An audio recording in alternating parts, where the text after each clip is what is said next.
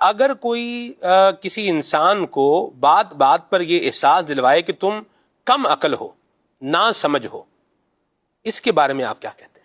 نہیں، یہ تو نہیں کہنا چاہیے. کسی کو کہہ کے اس کو ڈی مورلائز بھی کر رہے ہیں، یہ دل آزاری کا باعث بھی بن سکتا ہے نا.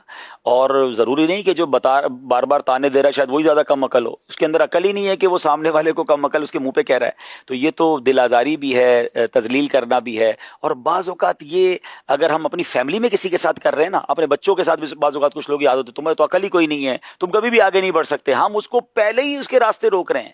اگر کوئی بچہ کمزور ہے تو اب آپ کی حوصلہ افزائی کی اسے زیادہ ضرورت ہے.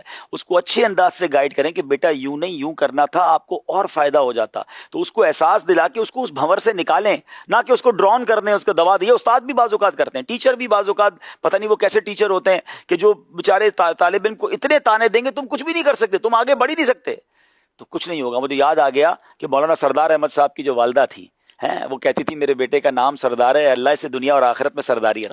اب محدث اعظم پاکستان بن گئے.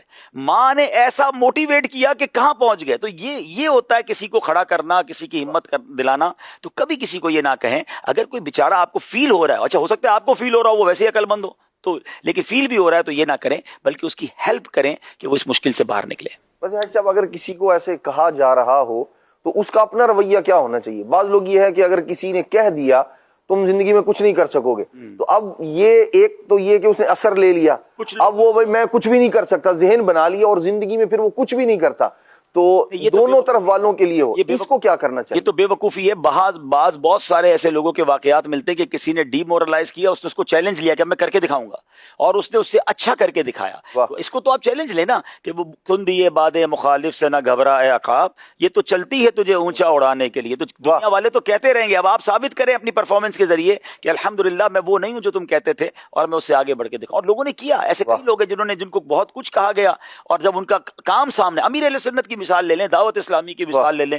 دعوت اسلامی کے شروع میں لوگوں نے کہا یہ آپ سے نہیں ہوگا. مجھے اچھی طرح یاد ہے مدنی چینل کی مثال لے لیں. نگران شورا کو ہمارے سامنے ایک بہت بڑی شخصیت ہے، میں نام نہیں لیتا، ایک بہت بڑے چینل کے مالک نے کہا تھا آپ چینل نہیں چلا سکو گے، اور آپ کو چلانا تو ہمارے ساتھ مل کے چلائیں. نگران شورا کمال شخصیت، انہوں نے اس وقت کہا تھا آج سے 18 سال پہلے کہ مجھے بے ساکھیاں نہیں چاہیے، ہم خود چلا کے دکھائیں گے.